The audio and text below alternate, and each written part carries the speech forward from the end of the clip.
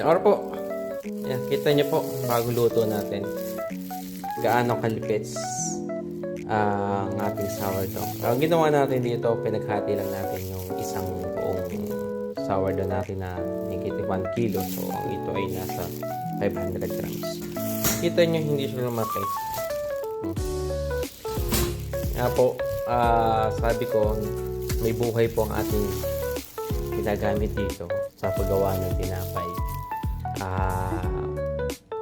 Dahil nga po may buhay sila, yan, ang ating mga girls minsan nagliligalig, minsan masumpungin, minsan hindi kayo bibigyan ng magandang tinapay, minsan may regla din yung mga yan, kaya ganito ang nangyayari sa ating tinapay.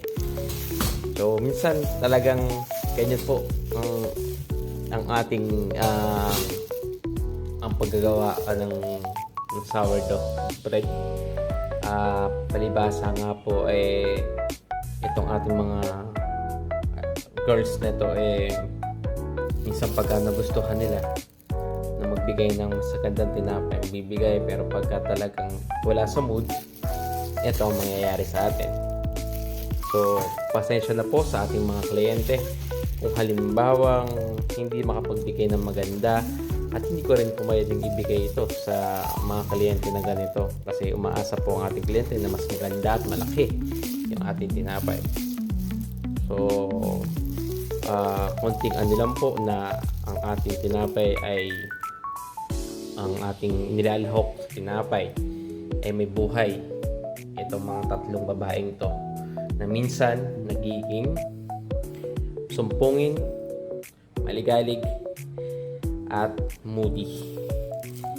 So we're going to ask the client kung pwede, pero tingin ko, pero ayaw kong ibigay.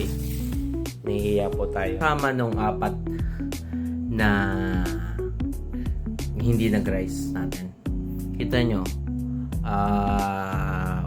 cold proofing is right, nagra-rise na siya, pero yung 2, yung 4 na maliit, hindi siya nag-rise. So yun lang yung problema. Ewan ko ba kung bakit sila lang 4, pero isang batch po sila, isang to sila. So yan nga po, sabi ko, medyo maligalig, hindi natin alam problema ng minsan ng mga doon na yan. Thank you po.